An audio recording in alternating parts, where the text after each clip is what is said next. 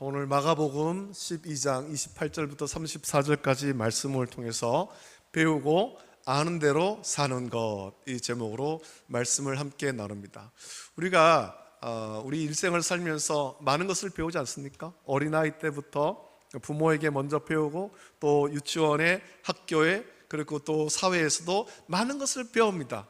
중요한 것은 배우는 것도 중요하지만 배운 것을 또 배우고 아는 대로 살아가는 것이 더 중요한 줄 믿습니다. 그래서 오늘은 하나님 말씀을 통하여서 배우고 아는 대로 사는 것, 우리의 삶이, 우리의 신앙생활이 성경을 아는 대로, 예수님께 배운 대로 또 아는 대로 살아가는 저와 여러분 되시기를 예수님의 이름으로 축복합니다.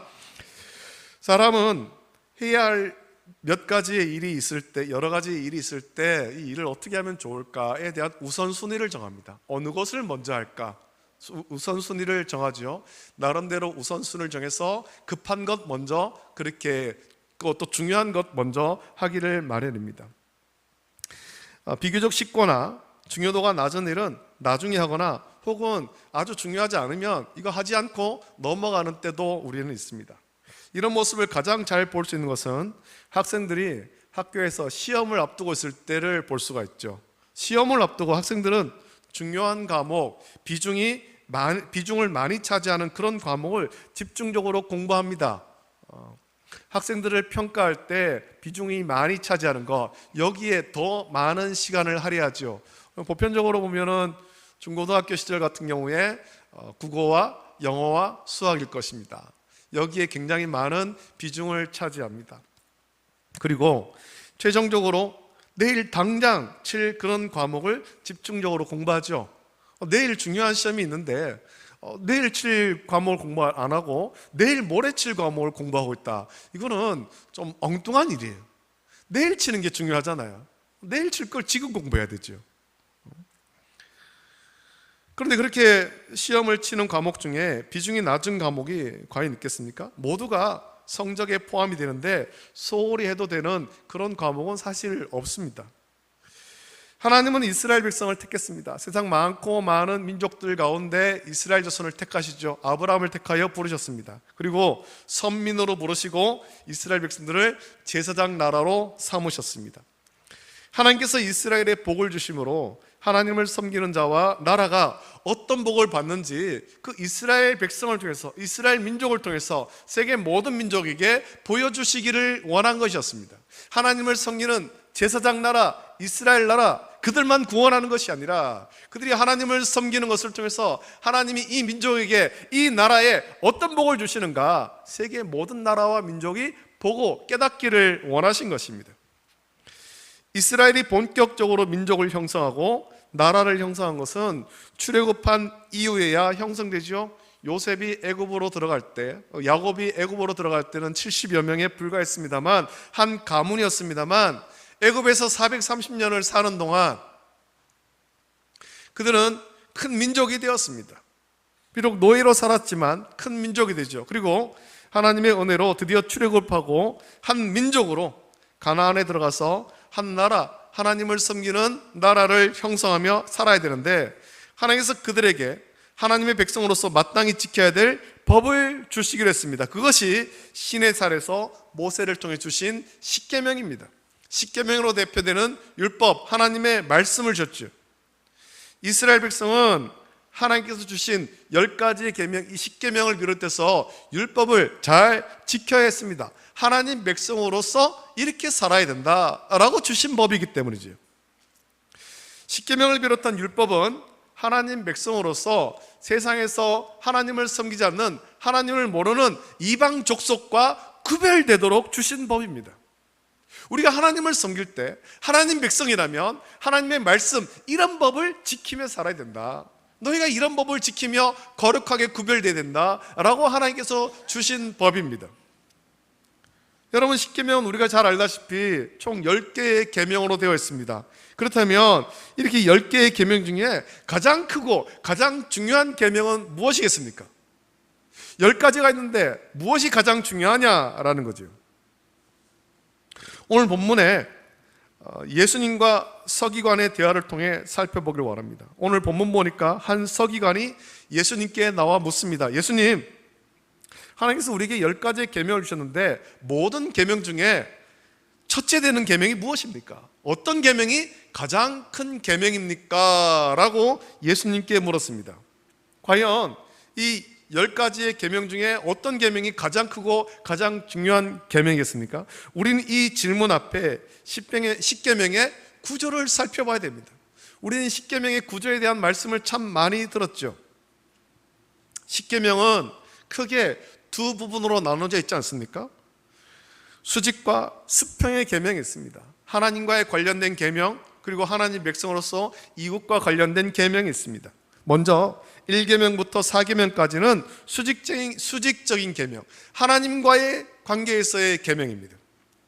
하나님과 인간의 수직적인 관계에서 지켜야 될 계명입니다. 우리가 하나님의 백성으로서 하나님을 섬길 때 어떻게 하나님을 섬겨야 될 것인가, 수직적인 관계에서 주신 계명입니다. 그리고 이어진 5계명부터 10계명까지는 그렇다면 하나님의 택함 받은 백성으로서 이제는 수평적인, 하나님의 사랑을 받은 백성으로서 수평적인 관계, 우리의 이웃과 인간의 수평적인 관계에서 지켜야 될 계명입니다. 오늘 본문에서 예수님도 그것을 말씀합니다. 먼저 29절부터 30절 보면 예수께서 대답하시되 첫째는 이것이니 이스라엘에 들으라. 주 곧 우리 하나님은 유일한 주시라. 내 마음을 다하고 목숨을 다하고 뜻을 다하고 힘을 다하여 주 너의 하나님을 사랑하라 하신 것이요 라고 말씀했습니다. 1계명부터 4계명까지를 합쳐서 마음과 뜻과 힘과 정성을 다해서 유일하신 우리 하나님을 섬기는 것이다 라고 말씀하지요. 예수님의 말씀은 우리가 쉐마라고 알려진 신명기 6장 4절부터 9절의 말씀을 인용한 것입니다. 신명기 6장 4절부터 5절 보면 이렇게 말씀합니다. 이스라엘아 들어라. 우리 하나님 여호와는 오직 유일한 여호와시니 너는 마음을 다하고 뜻을 다하고 힘을 다하여 내 하나님 여호와를 사랑하라 라고 말씀하고 있습니다. 여러분, 우리가 하나님을 섬깁니다. 예수 그리스도를 나의 구주로 믿고 섬깁니다. 우리가 하나님을 섬길 때 어떻게 섬겨야 되겠습니까? 우리의 마음과 힘과 뜻과 정성을 다해서 하나님을 섬겨야 되는 겁니다. 전심으로 하나님을 섬겨야 되는 것입니다. 우리가 예배할 때 유일하신 하나님께 전심으로 예배해야 됩니다. 할렐루야. 우리 하나님은 유일하신 하나님, 우리가 섬기는 하나님은 유일하신 하나님이에요. 하나님 외에 다른 신이 없죠. 또 이어서 예수님은 오늘 보면 31절에서 두 번째 계명을 말씀합니다. 둘째는 이것이니 내 이웃을 내 자신과 같이 사랑하라 하신 것이라. 이보다 더 큰 계명이 없느니라 라고 예수님께서 말씀했습니다. 레위기 19장 18절 보면 원수를 갚지 말며 동포를 원망하지 말며 내 이웃 사랑하기를 내 자신과 같이 사랑하라. 나는 여호와이니라 라고 하나님의 말씀이 기록되어 있습니다. 예수님께서 하신 말씀 가운데 공통으로 들어간 말씀이 무엇입니까? 공통으로 들어간 말씀은 사랑이라는 말씀이죠.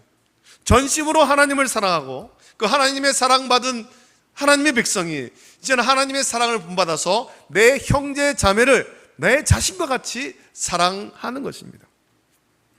예수님께서 첫째 되는 계명이라고 하신 말씀에서 주 너희 하나님을 사랑하라 라고 말씀했고, 둘째 되는 계명에서도 이웃을 내 자신과 같이 사랑하라 라고 말씀했습니다. 시내산에서 모세를 통해 주신 10계명은 10가지로 세분되어 있지만 그 핵심은 결국 사랑인 것입니다. 하나님께서 우리를 사랑하시고 우리가 그 하나님의 사랑을 받은 우리가 하나님을 전심으로 사랑하고 하나님의 사랑을 받은 우리가 형제와 이웃을 사랑하는 것입니다. 수직적인 사랑, 하나님에 대한 사랑을 명령하셨고, 수평적인 사랑, 이웃에 대한 사랑을 하나님께서 명령하셨습니다. 하나님께서 시내산에서 모세를 통해 이스라엘에 주신 계명은 사랑의 계명입니다. 율법은 사랑이 핵심이죠. 그리고 이것은 오늘 우리에게도 역시 적용되는 계명입니다. 하나님 말씀의 핵심은 사랑인 것입니다. 창세기부터 요한계시록까지의 핵심이 사랑이에요. 하나님이 먼저 우리를 사랑하셨습니다. 아무런 조건도 대가도 없이 우리를 사랑하신 것입니다. 허물과 죄로 죽은 우리를 사랑하셨습니다. 하나님이 이스라엘 백성을 택하셔서 제사장 나라를 삼으시고 복을 주신 것은 이스라엘 자손이 뭔가 대단한 것이 있어서가 아닙니다. 아브라함이 뭔가 대단해서가 아닙니다. 어떤 의로움이 있어서가 아닙니다. 다만 하나님의 택하심이었으며 하나님의 사랑하심 때문에 그들을 제사장 나라로 삼으시고 복을 주신 것입니다. 하나님이 먼저 사랑하신 것입니다. 하나님께서 먼저 사랑해 주시고 복을 주셨습니다. 이것이 하나님의 은혜입니다. 세상의 다른 종교는 인간이 신을 간절히 사랑해야 복을 줍니다. 인간의 신의 마음을 흡족하게 해야 복을 주는 거예요. 신을 위해서, 신을 기쁘게 하기 위해서 뭔가를 열심히 해야 돼요. 인간이 신의 마음을 흡족하게 하지 못하면 세상 종교의 그 이방신들, 우상들은 인간을 향해 분노하는 것으로 묘사되고 있죠. 그 제물을 제대로 바치지 않으면 분노하고 재앙을 내리고, 심지어는 그 신이, 그 우상들이 인간을 질투하기도 하고 까닭없이 인간을 괴롭히기도 합니다. 하지만 우리 하나님은 우리가 하나님을 사랑하기 전에 하나님께서 먼저 우리를 사랑해 주셨고, 그 사랑의 증거로 예수 그리스도를 이 땅 가운데 보내주신 거예요. 우리 가운데 보내주셨습니다. 사랑의 증거로 불순종으로 죄를 지은 인간에게 가죽옷을 지어 입히시고 구원을 약속하신 것입니다. 수직적인 사랑은 하나님이 먼저 하신 거예요. 우리가 위로 하나님을 먼저 사랑한 것이 아니라 하나님께서 우리를 먼저 사랑하신 것입니다. 그래서 하늘 보좌에 계신, 높고 높은 하늘 보좌에 계신 예수 그리스도께서 우리를 사랑해서 그 높은 자리를 버리고 낮고 낮은 이 땅으로 내려오신 거잖아요. 내려오셔서 우리를 구원하셨습니다. 하나님이 인간을 사랑하심으로 또한 우리에게 말씀하시기를 하나님의 사랑을 잊지 말고 하나님만 사랑하라 라고 명령하신 것입니다. 우리는 하나님과의 사랑의 관계를 온전하게 맺어야 됩니다. 하나님이 우리를 사랑하신 것과 같이 우리도 하나님을 사랑해야 됩니다. 우리를 구원하신 하나님을 사랑하고 찬양하고 감사하는 것이 당연합니다. 또한 이렇게 하나님과의 수직적인 사랑의 관계를 맺었다면 하나님의 사랑을 받은 사람으로서 또한 이웃을 사랑할 수 있어야 됩니다. 수평적인 사랑의 관계를 맺어야 돼요. 내가 좋아하고 나와 관계가 좋은 사람만 사랑하는 것이 아니라 하나님의 말씀은 우리의 모든 이웃들, 심지어 원수도 사랑하라 라고 말씀했습니다. 원수도. 나를 핍박하는 자를 위해서 기도하라고 하셨죠. 원수를 위해서 기도하라, 사랑하라, 긍휼히 여기라 말씀하신 거예요. 나를 좋아하고 내가 사랑하는 사람만 사랑하는 것은 이방인들도 하는 것이다 라고 말씀했습니다. 여러분, 우리가 이웃을 향한 사랑은 이 차원을 좀 넘어서야 되는 것입니다. 하나님께서 우리를 사랑했습니다.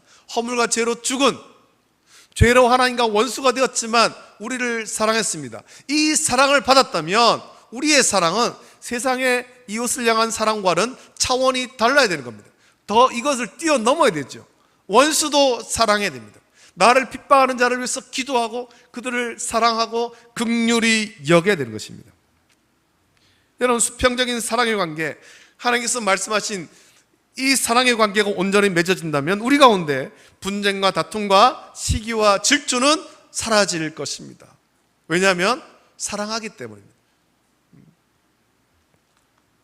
많은 경우 다툼은 잘못된 사랑의 관계로 나타나지요. 가인과 아벨이 똑같이 하나님께 예배했습니다. 그런데 성경은 하나님께서 아벨과 그의 제사는 받으시고 제물은 받으시고 가인의 제물은 받지 않으셨다고 말씀합니다. 가인이 수직적인 사랑의 관계와 수평적인 사랑의 관계가 온전히 세워져 있었다면 아벨을 시기하지도 않았고 아벨을 죽이지도 않았을 겁니다. 그런데 가인은 이 수평적인 사랑의 관계가 온전히 맺혀지지 않은 거예요. 가인은 하나님의 사랑을 독차지하기를 원했습니다. 자신이 독차지하고 싶었던 하나님의 사랑을 아벨에게 빼앗겼다라고 생각하자 아벨을 미워하기 시작했고 시기했고, 그래서 아벨을 쳐서 죽이는 잘못된 사랑을 한 겁니다. 우리 가운데 지체를 미워하고 시기하는 것이 왜 일어나겠습니까? 그것은 지체를 온전하게 사랑하지 못하기 때문에 그렇습니다. 지체를 나와 같이 여기지 못하기 때문에 사랑하지 못하는 거예요. 우리는 하나님께 사랑의 계명을 받았습니다. 위로는 하나님을 사랑해야 되고 옆으로는 지체를 사랑해야 됩니다. 이것이 하나님께서 우리에게 주신 사랑의 계명입니다. 예수님께서 나와서 모든 계명 중에 첫째가 예수님께 나와서 모든 계명 중에 첫째가 무엇이냐라고 물었던 서기관은 예수님의 이 말씀을 듣고 예수님께서 지혜 있게 대답했다라고 대답했습니다. 서기관은 이미 예수님의 대답을 알고 있었죠. 하나님께서 우리에게 주신 그 계명의 의미를 서기관은 알고 있었습니다. 그래서 32절, 33절에서 대답하기를 서기관이 이르되 선생님이여 옳소이다. 하나님은 한 분이시요 그 외에 다른 이가 없다 하신 말씀이 참이니이다. 또 마음을 다하고 지혜를 다하고 힘을 다하여 하나님을 사랑하는 것과 또 이웃을 자기 자신과 같이 사랑하는 것이 전체로 드리는 모든 번제물과 기타 제물보다 나으니이다 라고 서기관이 대답했습니다. 여러분, 서기관이 어떤 사람입니까? 서기관은 성경을 기록하는 사람이지. 넓은 의미로 서기관은 율법학자입니다.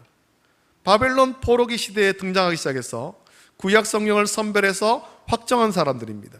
서기관들은 종교적인 편지들과 이스라엘의 종교적인 문헌들을 수집하고 정리했을 뿐만 아니라 그것을 기록하기도 했습니다. 또 그들은 성서 본문이 지닌 순수성을 보존시켰고 사본을 만들었으며 편집하는 역할을 한 사람이에요. 우리 가운데서도 성경을 필사하는 분들이 있지 않습니까? 창세기부터 요한계시록까지 내 손으로 한번 기록하겠다 필사하시는 분들이 있습니다. 서기관들은 단순히 필사하는 것을 넘어서 이것이 기록되어서 우리 후손들에게 하나님 말씀이 온전하게 보존되기를 원한다. 하나님 말씀이 우리 후손들에게도 변함없이 전해지기를 원한다. 그런 마음으로 성경을 기록한 사람들이에요. 예수님 당시의 서기관들은 대제사장과 함께 사내들인 공회원이었으며 바리새인과 함께 대표적인 유대교의 핵심적인 사람들이었습니다. 서기관들은 구약의 성경을 현재와 연관짓는 방식으로 그것의 강론을 만드는 성경 해석가들이었고, 그들은 성경의 그 해석의 방법들을 가지고 가능하면 많은 학생을 준비시키고자 애쓴 교사들이었습니다. 한마디로 서기관은 율법학자였으며 사내들인 공회원이었고 구약 성경과 유대교의 정통한 사람들이었습니다. 오늘날은 대부분 랍비로 불리는 사람이기도 합니다. 이렇게 성경에 정통했기 때문에 예수님과 대화를 나누는 이 서기관은 예수님이 하신 말씀이 무슨 의미인지를 너무나도 잘 알고 있었습니다. 여러분, 성경을 많이 안다는 것은 우리 신앙생활에 참 중요합니다. 성경 읽기가 그래서 중요합니다. 저와 여러분들이 성경을 열심히 읽어야 됩니다. 성경을. 보통은 1년에 1독씩 하는 것을 목표로 하는데, 여러분 몇 년이 걸려도 우리가 성경을 읽는 것이 중요합니다. 꾸준히 읽는 것이 중요합니다. 성경을 읽어야 그 안에서 하나님의 뜻을 우리가 발견할 수 있고, 성경 말씀을 통해서 그것을 기억하면서 내 삶을 하나님 말씀대로 변화시켜 갈 수가 있는 것입니다. 성경을 읽고 묵상하고 그것을 알아야 우리는 하나님 뜻대로 살아갈 수가 있습니다. 성경을 읽지 않아서 성경을 제대로 알지 못한다면 우리는 올바른 신앙생활을 할 수 없습니다.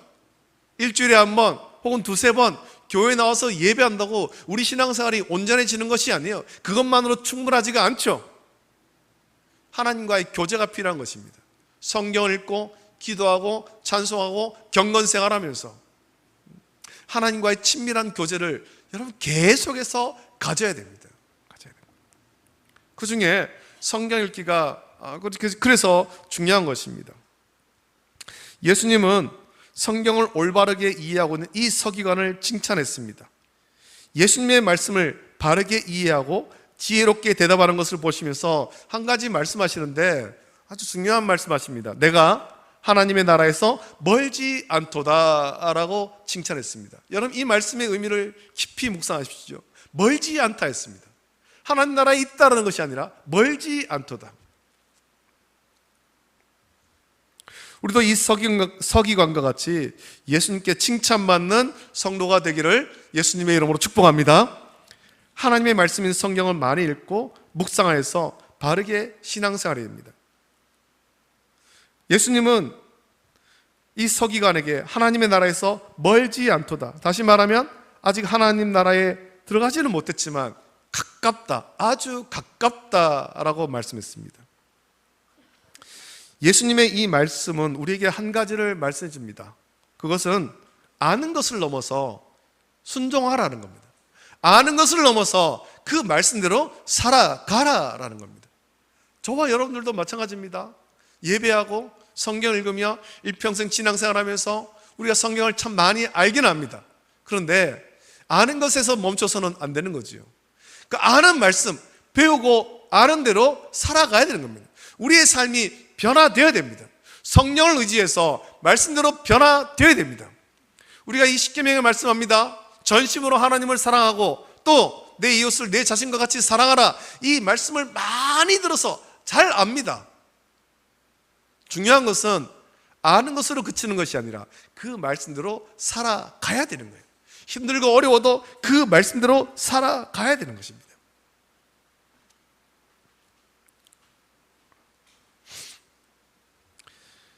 여러분, 우리가 성경을 통해서 하나님께서 예수 그리스도를 이 땅에 성육신하게 하시고 예수 그리스도를 구주로 믿으면 구원받는다는 것을 잘 압니다. 누구든지 주의 이름을 부르면 구원을 얻으리라, 이 말씀을 잘 압니다. 그런데 그 사실을 알게만 알 뿐 믿지 않는다면 그 사람은 구원받지 못하는 거예요. 아, 성경에 이렇게 기록되어 있더라, 그것만 알면은 구원받지 못하는 거예요. 우리에게는 순종의 삶이 따라와야 되는 것입니다. 성령을 의지해서 그 말씀대로 순종하고 변화되는 삶이 따라와야 되는 겁니다. 저와 여러분들이 신앙생활하면서 교회 와서 예배하고 하나님 말씀 읽으면서 우리의 삶은 조금씩 다듬어져 가야 되는 거예요. 성령으로 다듬어져 가야 되는 것입니다. 아는 것에서 멈추는 것이 아니라 그 삶에 순종해서 성화되어야 되는 것입니다. 학생들이 학교에 가서 다양한 지식을 배우는데 배우기만 할 뿐 그것을 활용하지 않는다면 그 지식은 아무 소용이 없습니다. 단지 많은 것을 배웠다는 흔적만은 가질 뿐이에요. 예전에 TV를 통해서 어떤 분을 소개하는 것을 봤습니다. 어떤 나이가 연세가 많은 할머니인데 이분이 항상 그 서울에 있는 굉장히 유명한 대학교, 인류 대학교의 도서관에서 공부를 한다는 겁니다. 공부를 한다. 이분이 어떤 분인지를 아무도 모르는 거죠. 이분이 왜 그러고 있는지를 아무도 몰라요. 그 제보가 들어와서 방송국이 그분을 찾아가서 어떤 분인가 알려고 애를 많이 썼습니다. 결국엔 그분이 어떤 분인지를 알아냈습니다. 그분이 어떤 분인가 알아내보니까 그분이 매일 나타나는 그 도서관에 있는 대학교, 그 대학교에 처음으로 입학한 여자 대학생이라는 겁니다. 그 학교가 세워지고 처음으로 입학한 여자 대학생이고 공부를 굉장히 잘했습니다. 굉장히 똑똑했습니다. 심지어는 미국에 유학도 갔다 왔습니다. 유학도. 그런데 그 많은 지식을 배웠고 많은 것을 아는데 그만 어떠한 사고로 인해서 자기가 아는 지식을 활용하지를 못하는 겁니다. 유학 간 미국에서도 활용하지 못하고 그리고 이 나라에 다시 돌아와서 고국에 돌아왔지만 지식을 활용하지 못하는 거예요. 사고의 트라우마로 인해서. 그래서 그만 결혼도 하지 못한 채 그런 할머니가 되어서 굉장히 초라한 모습으로 매일같이 그 도서관에 들어가서 지금도 공부를 하고 있어요. 그때 그 방송이 나올 때, 지금은 어떻게 되었는지 알지 못합니다만 그때까지도 계속해서 공부만 하더라는 겁니다. 알기만 해서는 소용이 없습니다. 우리가 이것을 활용을 해야 되죠. 활용을 해야 됩니다. 우리가 성경을 읽습니다. 성경을 배웁니다. 주일날 교회 와서 예배합니다. 성경을 읽고 배운 그 말씀대로 우리는 살아가야 됩니다. 오늘 예배하고 또 월요일부터 여러분들이 세상 가운데 살아갈 때 말씀을 기억하면서 그 말씀대로 순종하는 것이 중요한 것입니다. 우리가 그리스도인다움을 나타내야 됩니다. 하나님 자녀임을 삶을 통해서 나타내야 됩니다. 예수님을 찾아온 서기관은 모든 계명 중에 첫째가 무엇입니까? 라고 물었습니다. 그때 예수님은 무엇이 가장 큰 계명인지를 말씀했습니다. 예수님이 말씀해 주신 가장 큰 계명은 사랑의 계명입니다. 하나님이 인간을 사랑하셨기 때문에 인간은 창조주 하나님을 사랑해야 됩니다. 하나님께 놀라운 사랑을 받은 사람으로서 또한 형제와 이웃을 나 자신과 같이 사랑해야 됩니다.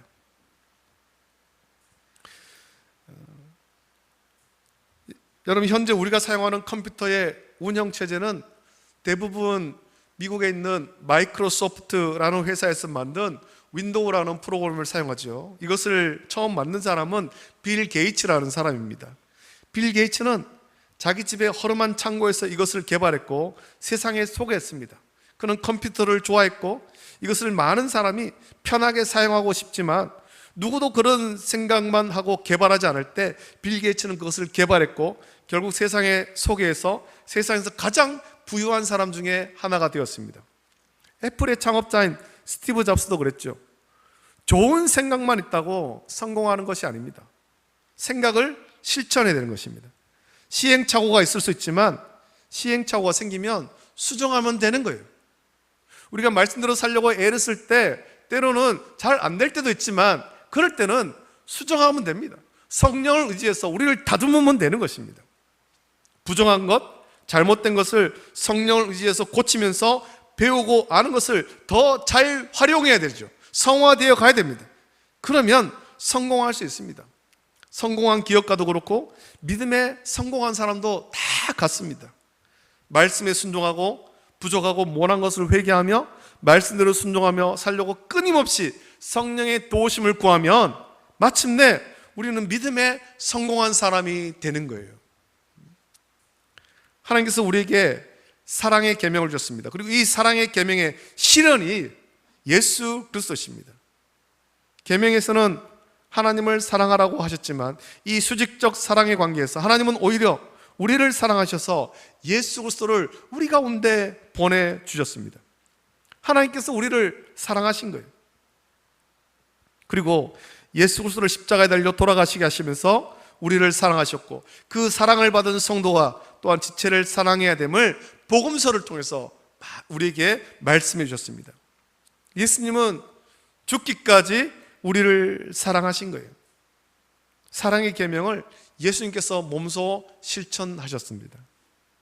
이제 약 한 달 정도 지나고 나면 부활주일입니다. 우리를 사랑하셔서 독생하신 외아들 예수 그리스도를 이 땅에 보내신 하나님을 찬양하기를 원합니다. 그리고 그 하나님을 더욱 사랑하기를 원합니다.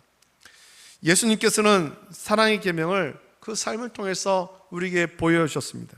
그 사랑을 받은 우리도 사랑의 계명을 실천해야 됩니다. 예수님의 사랑을 본받고 닮아가야 되지요. 하나님을 목숨을 다하여 사랑하고 우리의 지체들을 내 몸과 같이 나 자신과 같이 사랑하십시오. 머리로만 할 것이 아니라 우리의 가슴으로 그리고 삶으로 이 사랑을 깨닫고 순종해서 온전한 성도의 삶을 살아가는 저와 여러분 되시기를 예수님의 이름으로 축복합니다. 함께 이 시간에 우리 찬양 드릴 때 우리 지난해 많이 불렀던 나를 통하여 라는 찬양을 같이 부르고 기도하길 원합니다. 하나님께서 우리를 사랑하셨는데 지금 그 사랑을 본받은 우리를 통해서 나를 통해서 우리 세상에 또 주의 사랑이 전파되고 변화되길 원합니다. 그런 마음으로 찬양 같이 부르고 기도하겠습니다.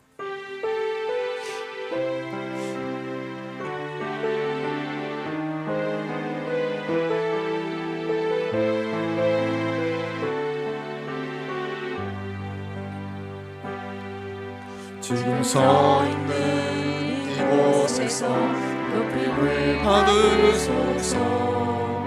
내가 밟는 땅 주님의 땅이니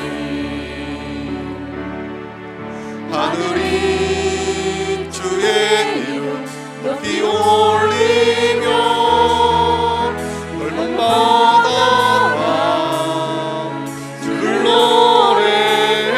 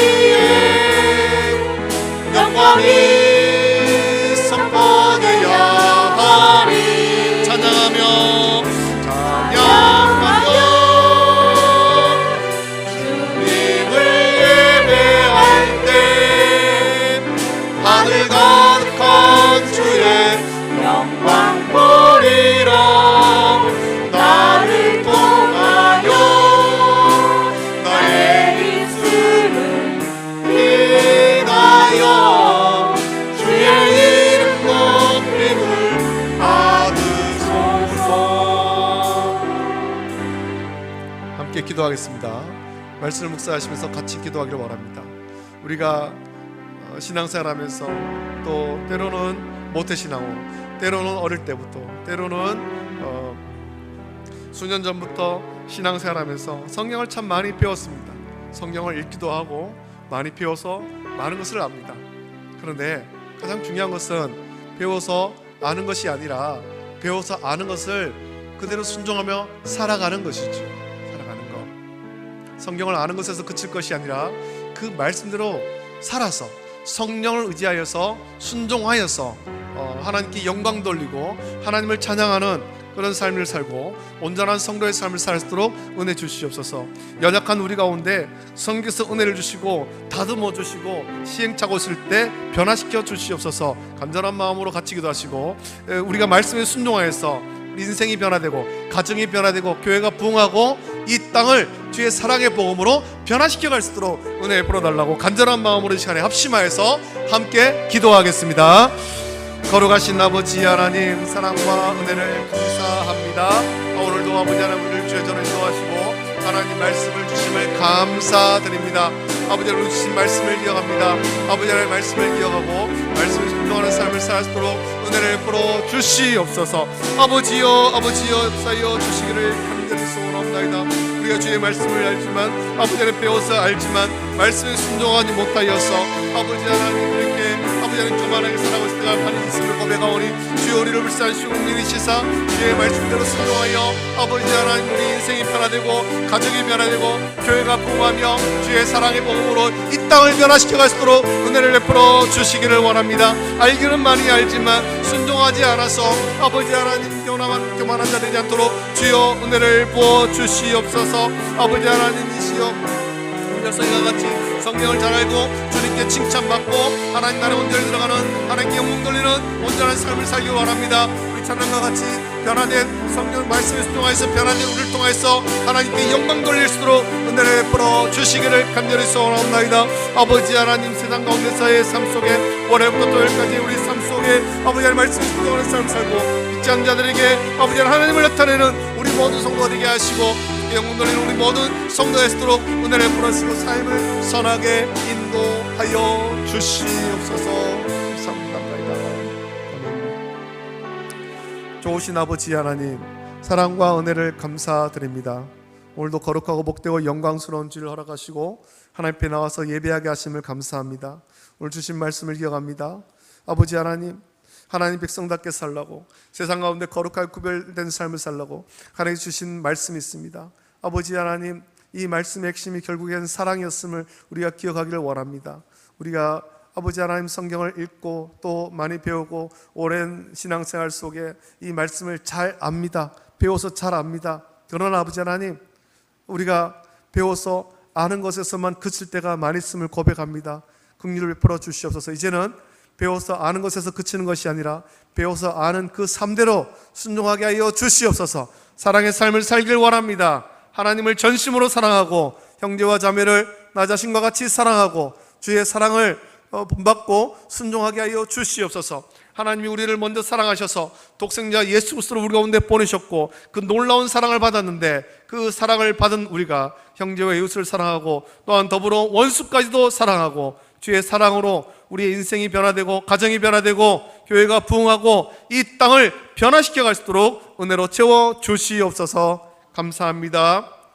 이제는 우리 주 예수 그리스도의 은혜와 하나님 아버지의 사랑하심과 성령님의 감화 역사 교통하심이 주의 말씀을 배워서 알고 또 그것을 그칠 것이 아니라 성령을 의지하여서 그 배워서 아는 대로 살아가서 순종하여서 우리를 통하여서 하나님께 영광 돌리고 주의 사랑의 말씀으로 세상을 변화시키기를 결단한 우리 모든 성도들 머리 위에 가정과 자녀와 직장과 생업 위에 이제로부터 영원토록 함께 있을지어다. 아멘.